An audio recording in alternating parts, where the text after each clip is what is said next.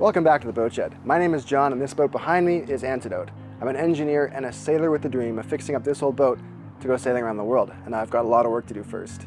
The last time we were working on the boat, we were installing the 4 bulkhead pieces that make up this new forward bulkhead. Today we're going to be finishing off some of the fiberglass work on that, and stick around to the end of the video where I'm going to introduce you to some new boat tech. And if you have a boat and it has an anchor, I think you're going to find it pretty interesting. Here we go. When we left off with the forward bulkhead a little while ago, those 4 pieces had gone in and been epoxied together and all glued up. But the opening here was left rough. Now I left the overhang on here so I wouldn't have any gaps, but I wanted to be able to cut this out flush with my patterned router bit. Now this is a smaller 1/2 inch patterned router bit, so this is not a heavy duty piece, but it'll do just fine in this case. This just happens to fit nicer in my trim router, which is a lot easier to hold than the big guy. So this gives me a nice cleaned up square edge, exactly the right size. Now the forward bulkhead was pre-glassed before it was glued in place, and I had rounded over the opening with a 3/8 router bit because that was the largest I could get on this piece without the bearing falling off the bottom of the piece and cutting in and gouging it. I'm hoping that now I can use a larger 1/2 inch round over bit to round the inside of this. Now with this side I can afford a larger radius, so we're going with the 1/2 inch round over bit, and this does a nice job of cleaning up this inside edge.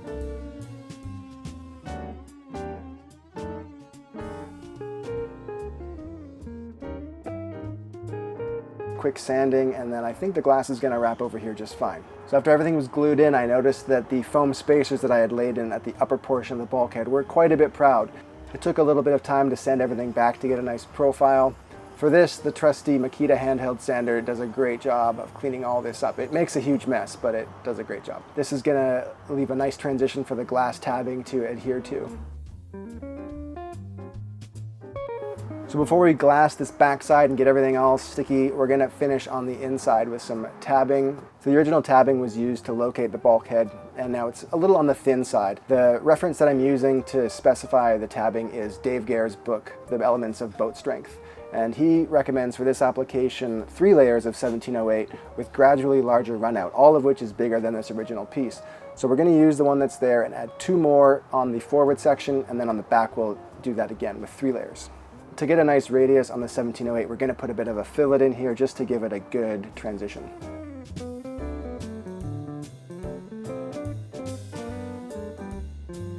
So far on this project, I've been much happier when I've weighed out the glass to mix up the resin amounts. So that's 1 ounce of resin for every 1 ounce of weight of fiberglass 1708. We're using the Hawk epoxy here, and this procedure has really helped cut down on waste. It's also made sure that all the parts are nicely saturated without going too far. Say hello to some of our new Patreon members. This is a group that really helps make this channel a possibility, so I want to say thanks to all of you, and if you're interested you can check out the link down below. So it's a bit of a workout here cranking through the rest of this tabbing. Each piece takes 20 to 30 minutes to load up with glass, roll up, bring up to the boat, so it's just sort of a grind here. Each piece is wetted out on the bench, rolled up and brought up to the boat and installed. Now I took a cue from Aladino here on setting magic carpet, and we're going to try to install some of this fairing compound over the tacky epoxy. This may or may not be an approved method for some of the stuff I'll be doing later on, but we're going to see how it works.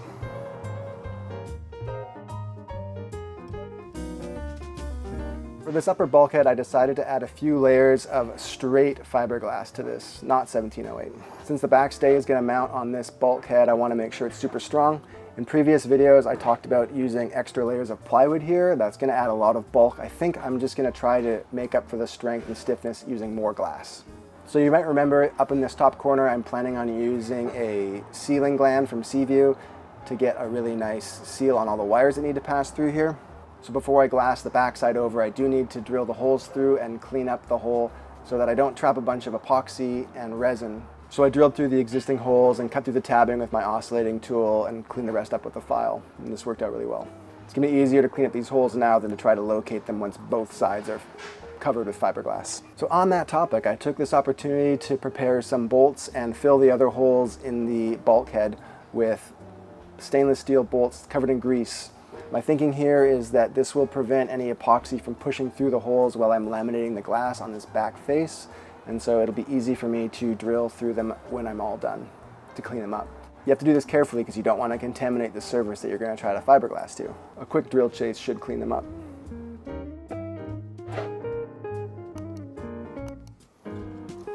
So with all that ready to go, we're ready for a final round of sanding, and then we are ready to start prepping and installing the fiberglass here.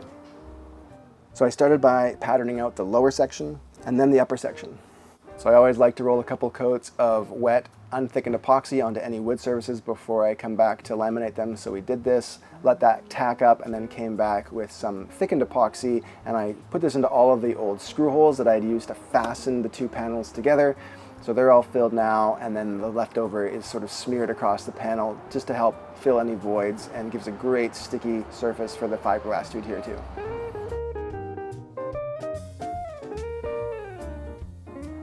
Now for the upper section of glass, I need to give it some room to expand and wrap around that opening. So I have to cut the hole out here, and we're going to go a little on the large side so we make sure that we cover.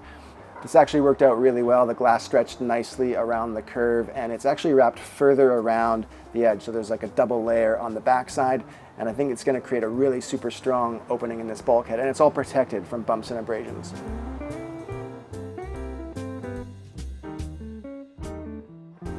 Once it was all finished with the peel ply, we let it set up overnight, and then coming back to check the next day, this wrap looks great. So the original opening in this bulkhead was not glassed at all, and it was a super odd shape. So I think overall this is going to be a much stronger bulkhead. I'm really excited to see how it works. Pulling up the peel ply is still one of my favorite parts of this job. It's very satisfying, and I don't know why, but you'll see here that it is common to get voids in the back, at least for me it is. I don't know if you have any tips or tricks on how to avoid these little air pockets. The blush, the amine blush, can form on these. So just to be safe, I cleaned everything up with some soap and water. It's not really hard, it's an extra step. But now I have the confidence of knowing that this is super clean and ready for further layers.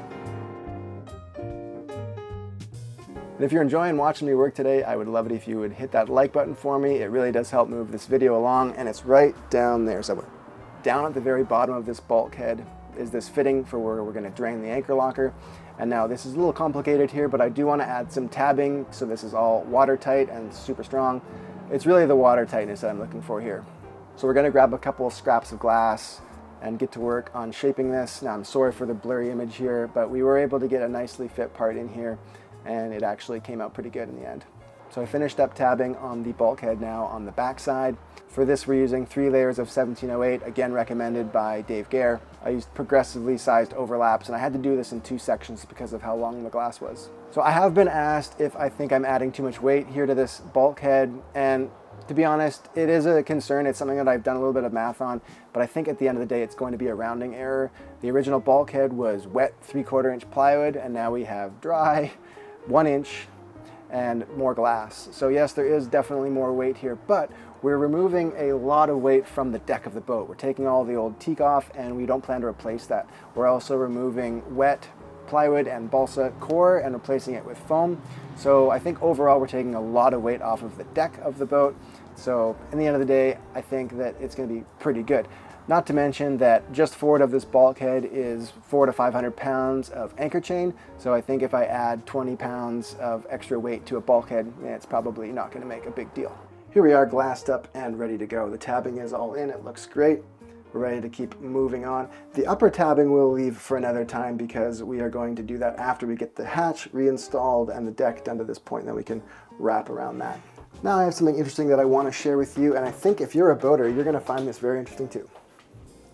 This package showed up the other day. It's from Roam Devices, and this is their Marine Monitor Hub. And this is a cellular-based, GPS-enabled remote monitoring system for your boat. Now, a quick word to the folks that follow the channel. I want to let you know, I don't ever accept any money to talk about anything on this channel, and I don't plan to. I've had emails from and other people that say, hey, we love your channel and we want to put stuff on it.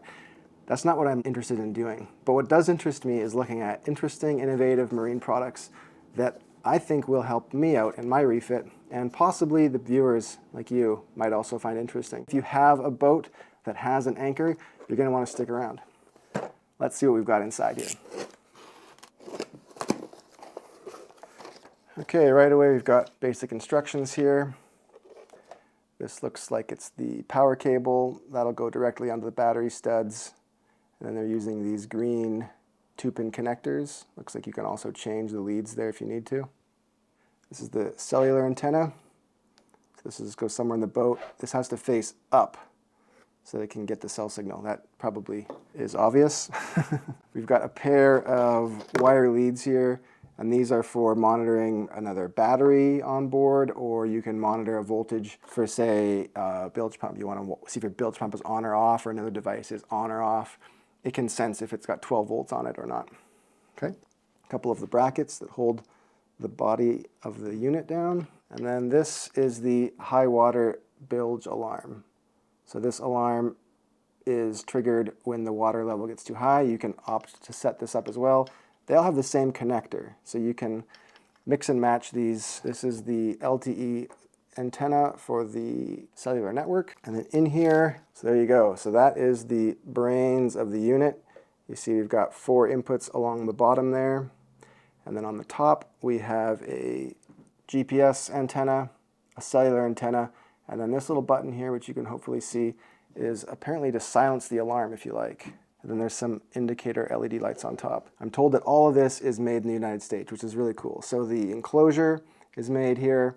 All of the connectors are high quality, made here. And the board inside, which we can't see, is designed by the company in Oregon, manufactured locally, and assembled locally. So they have fully designed the circuit board. This is not an off-the-shelf solution. This is a one-off custom proprietary design. So that's pretty cool. One of the nice things about that is that since they're the software developers and they've developed the hardware, they have full control over how to utilize the product and how to perhaps see it grow in the future. So there is a Bluetooth chip inside this device, and it can communicate to your phone that way, as well as other third-party sensors. So they will be releasing a software update very soon that will allow you to connect with some other sensors. So the first input, you see the little battery logo there. That is committed to powering the device, and it also will monitor your main battery voltage. And this works on 12 or 24 volt systems. I think it's good up to 32 volts.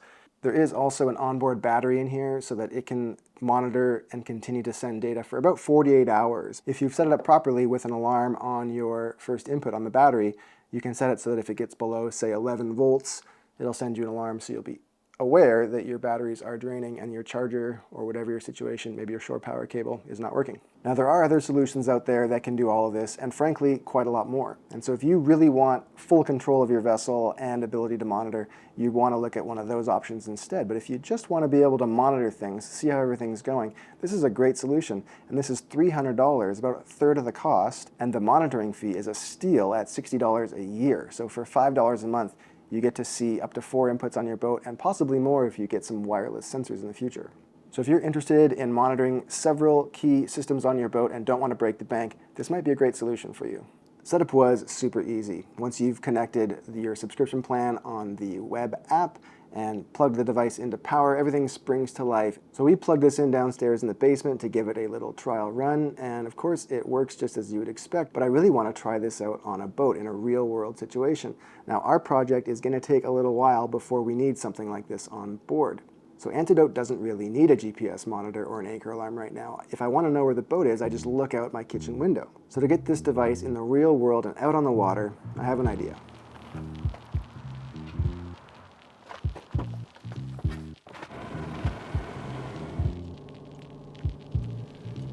Welcome to the Bellingham Marina. So a couple of you have in the comments in the past noted that, I've got a lot of work to do and won't be sailing for a while. And that is definitely true with Antidote. Now, of course, there's that itch that just needs to be scratched, and I'm very thankful to have access to a 30-foot boat here in the bay. I sort of helped take care of it. And so I'm going to take you there today. I'm going to introduce you guys to Odyssey. It's a 1987 Newport 30 Mark III. And it's a great little coastal boat, and it's going to be the perfect platform to try out a few things, including this roam monitor. So we're going to hook that up today, see how long that takes, and then we can keep an eye on that boat, remotely check in on this new system. Let's give it a try.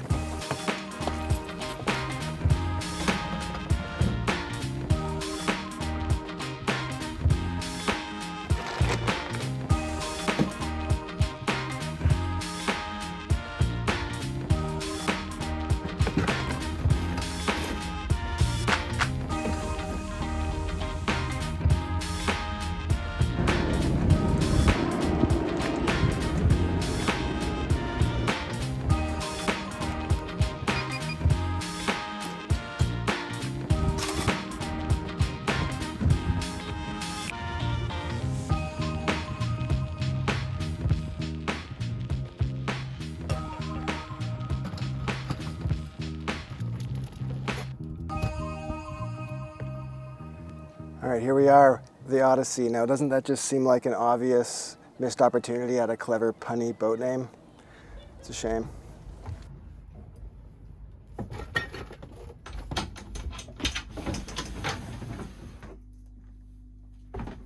Let me give you the nickel tour here aboard Odyssey. So we have off to port right away, coming down the steps, we have a stove, little propane unit, 3-burner. This folds nicely out of the way, which is kind of a cool feature. We have the top-mounted fridge freezer, AC/DC, not the band, the electrical current. Little sink there, foot pump. Of course, that doesn't work right now. This is the navigation station. This guy pulls out and goes back in to allow access to this quarter berth, which is really just being used right now for a bunch of storage. Engine access under the stairs there is decent. It's got a little universal M25 XP with 25 or 13 horsepower, is it? 23 horsepower? I forget. Simple little 3-cylinder diesel, pure mechanical. It's great. Coming into the salon of the boat, it's all just one space, but let's be honest.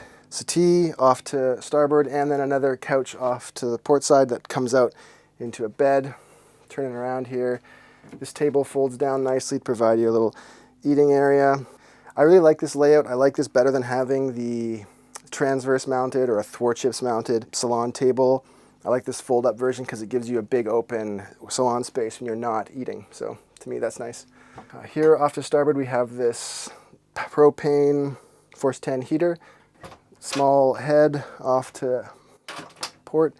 And then forward is the V-berth. I guess this is like the main place, the captain's quarters, if you will. I don't know, I never really liked V-berths. They're always a little small and cramped for my taste, but this one's fine. It's also a bunch of storage right now, but very simple, but nicely laid out boat, great for coastal cruising. This isn't an advertisement for the Newport 30. I mean, this boat's, 36 years old or something, but it's just a great, fun boat, and they can be had for a pretty good deal. So, anyway, if you're looking to get on the water and you have a big project like I do, you might want to find a way to get access to a smaller boat for a while. So that's the tour of the boat. Now let's get back to installing this device here on the boat. So the first thing we want to do is establish a good spot for it. So my batteries are right down here under this cushion. Get to those in a second.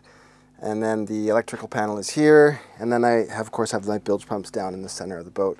So we're just going to try and get a nice central access point that's dry. So I think what we'll do is stick this guy right down in this area. This is sort of where the battery charger is. And it's central getting to and from the batteries for the wiring and stuff. On this boat, we just have the one 12-volt battery bank. We don't have a second battery bank to put on the second sensor. So we'll just use the one sensor, the high water alarm, and then of course the power to the unit. So this shouldn't be too bad, but those are famous last words. Let's see how this goes. I think maybe a picture is a good idea here to help explain how we're going to lay this all out. We're going to put the roam here. It's a nice center location and should have good cellular reception. Then the GPS antenna and the battery cable are a short and trivial run. Shouldn't be any problem at all. The hard part might be getting the high water bilge alarm and the bilge sense cable underneath the floor in this vicinity so that I can run the cable up to the bilge pump switch and then down into the bilge for the high water alarm. First thing we want to do here is get the battery power established to the device. So what we'll probably do here is just connect this right to the battery post since it has these large terminals and it has its own fuse. So that's technically no problem. You wouldn't really want this to be on a switched line because every time you turn it off you'll get a low battery warning. The automatic bilge switch for the boat is just around here. So I think if we come in through here we'll be able to access the back side of it and then we can pick up that voltage source to feed back to the device. So this is a nice clean place to put it. Up out of the way. I don't want to be wiring anything into the bilge. So this boat has these molded floor liners instead of having regular hollow shell and transverse floors like Antidote is. We should hopefully be able to sneak some wires down under, slide them along the bottom of the hull between this floor liner. You can kind of see it here in the bilge. Pardon the mess, but you can actually feel under here there's a bit of a gap, and I think we'll be able to slide a wire under there. So I brought my electrical snake, so hopefully we can fish something through there. From there, underneath the floor, pop it up there. The tabbing between the floor liner and the rest of the boat here is a little bit more thorough than I would have anticipated. So it's been difficult to find a place to run some wires through. Now thankfully I have found one little cable chase here, and there's one cable that goes through, so I think we'll be able to hopefully get some more wires run through there. All right, so we're going to try to run the wire from one side of the boat to the other underneath the floor, molded floor pan, with the fish tape. Now these are just a really simple piece of spring steel that allow you to run wires through complicated spaces because they have quite a lot of body to it. It can be directed somewhat easily, and then you can pull the wires back through. Now, I already shot this scene, and here's me checking the camera to make sure the camera's still running.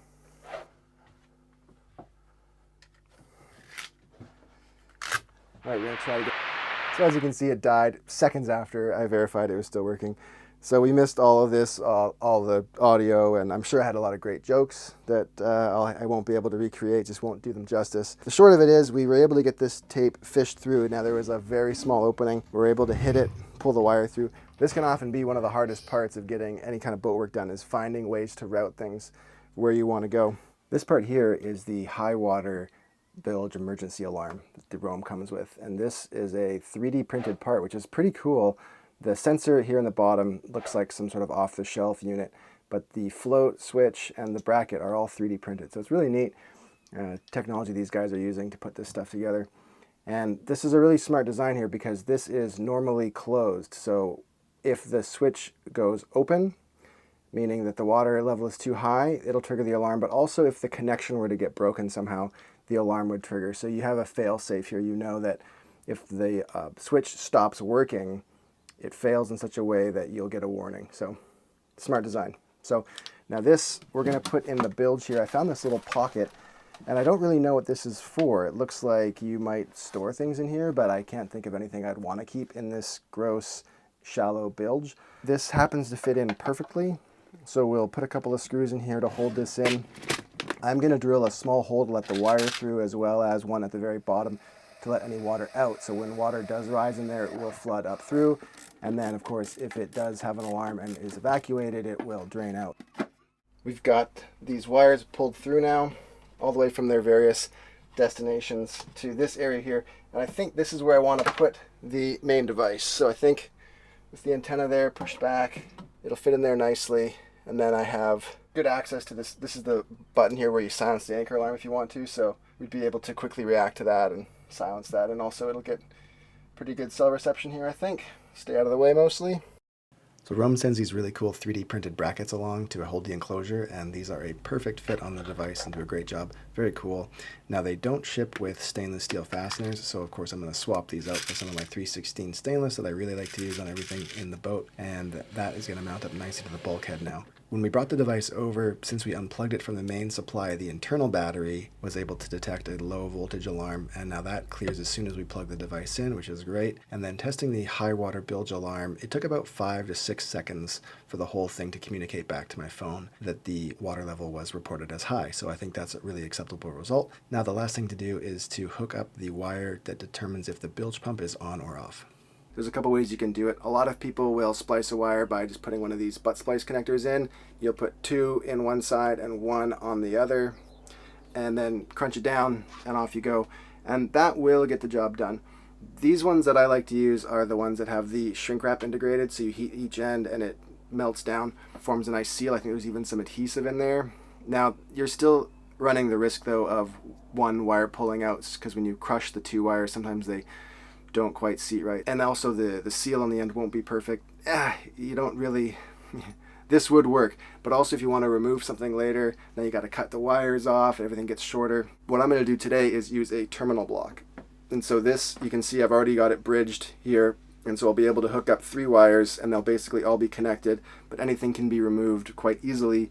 It's also going to make sure that nothing can pull out by accident. If there's a little bit of a tug on something, it's going to be secured with these ring terminals.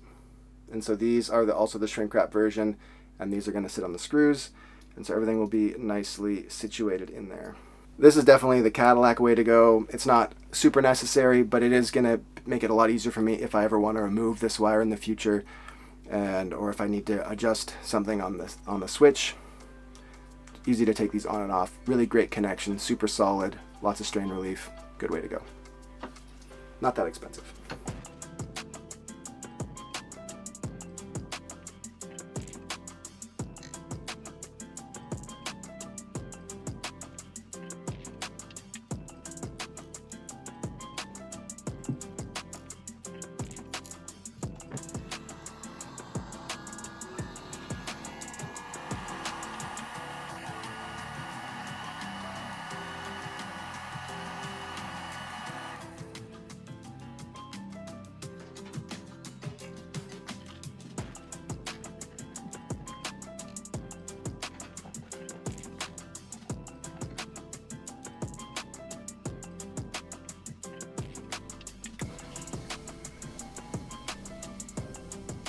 Well, I'm really happy with the way this install is going so far. Everything is testing out just perfectly. And I would have loved to have this on the boat last winter when we had a shore power connection issue and the batteries actually went completely flat. I'm not even sure how long that lasted for, so there's no doubt we did some irreparable harm to those batteries, and this would have prevented all of that. It would have let us know ahead of time. All we had to do was unplug the shore power cord and reinsert it, and that seemed to fix the problem somehow, for now. You ever have one of those issues just go away like that? Anyway, the last thing we want to do is to test the anchor alarm, and we could just move the pin on the map probably, but what's the fun in that? So we're going to take this boat out, and I think Bridget is here, and we're going to get this thing off the dock and give this anchor alarm a little test.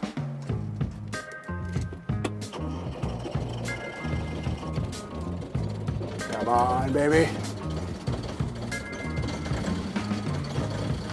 There she goes.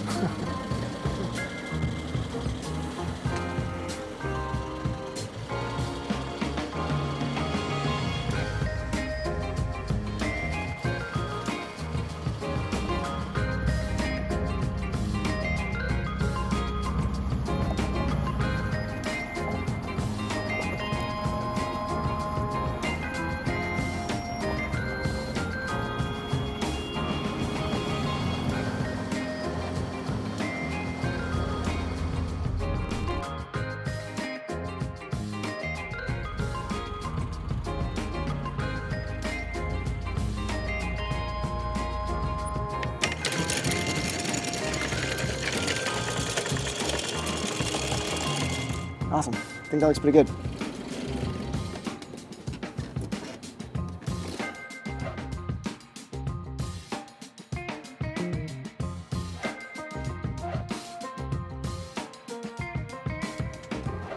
Okay, we're just hanging out here waiting for the anchor to do its thing, and Bridget has turned the boat into a padded room of sorts. All the cushions are on the ground.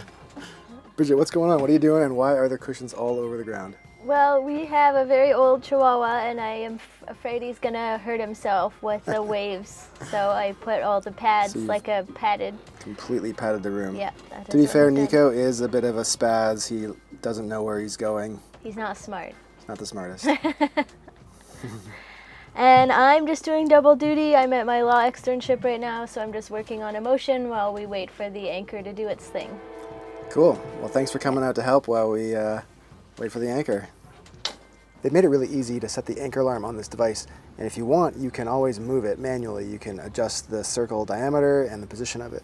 So you can see here that we're sort of on the edge of this circle that we originally drawn. When we dropped the anchor, we started the alarm, so that sort of put us right over the center of the chain. We've been hanging out here for about an hour, and as you can see, we've got a little cluster of points all on the edge. I think what we'll do now is let a bit of chain out and make sure that the alarm triggers.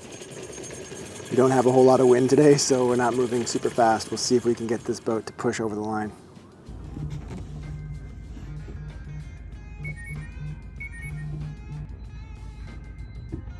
Okay, the anchor alarm is now going off. You can hear it beeping inside the boat here, as well as my phone has been buzzing. And it's been going on and off a little bit as we've been on the line, but now we are definitely on the alarm here.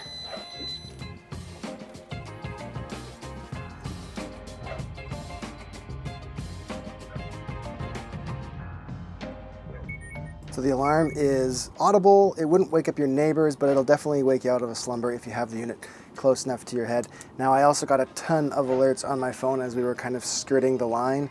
So there's no question that if I was off the boat, out of sight, I would know it's time to go back and check on the boat. So that's really what I like about this device. It's the ability to check the anchor alarm while you're not on the boat, and you don't need two phones and crazy things like that. This device does a great job of that. So what are my thoughts on the Roam device vessel monitoring system? Well, it's made out of top shelf, American-made and specially designed components, and I really like that. They've gone above and beyond in the design and implementation of this device, and if you know me at all, I really like stuff like that. It's well supported by a couple of engineers in Oregon who are constantly thinking of new ways to improve on it. The RUVI sensors will be coming into the platform soon, so you'll be able to add a lot of extra sensors. The installation is super easy and straightforward. The device just works out of the box, which is really nice. The data plan is very affordable. That's another great thing about this device. There's a few things about the settings that I would like to be able to change that currently aren't available. Nothing that is at all a deal breaker. I think that as we communicate with the engineers in Oregon about some of the features and as a collaborative pool comes together, it's possible that we could see software changes pushed out. So I think this is going to be a well-supported device that's going to have a lot of growth opportunity. Standing alone as it is, it works really well at monitoring those imperative systems and letting you know on your phone whether you are on or off the boat if there's a problem that you want to take action on. If you've ever been off your boat, maybe on a little island somewhere and just out of sight, it can be kind of nerve-wracking. So it is nice to have that peace of mind that this device can give you. And the coverage is very good in North America, Canada, Australia is good, lots of Europe. So maybe check with them if you aren't in the local area, but they have a lot of devices out there. Now Rome was super generous in that they gave me this device to test. It was my request. I reached out to them because I saw their product online and thought that looks like a pretty cool device to put on this very boat. So they've also given me 1 free year of monitoring worth about $60. And so I'm very thankful for that. And now if you are interested in getting one of these devices, before we do a long-term review, they are offering the first 100 people that want to grab one of these a coupon for $20 off. So that's pretty cool. The coupon code is living for sale, or you can use the link down below and that'll automatically put it in for you. There's a few patrons that I'd love to recognize. Franz is an engineer from Antwerp, Belgium, who actually spent most of his career in the United States. And he had built this very cool quarter-ton sailboat in the 70s in his garage. He also has one of the best-looking F-150s out there. Clay has a 94 Catalina 320 that he's doing a lot of improvements on, and he actually just stumbled onto my channel one Sunday a couple of weeks ago and binge-watched the entire catalog of videos. So thanks a lot, Clay. We appreciate that. And of course, a very big thanks to all the folks whose names are on the screen. You guys really do help make it possible to keep this channel moving along. We really appreciate that. Thank you so much. If you're new to the channel and you'd like to get caught up from the very beginning and watch all the episodes in order, just like Clay did, there's a playlist for you right here. And if you'd like to subscribe and you are not yet, then I recommend you hit that button right there. Thanks so much. We'll see you in the next one. All right, here we go. No glasses on.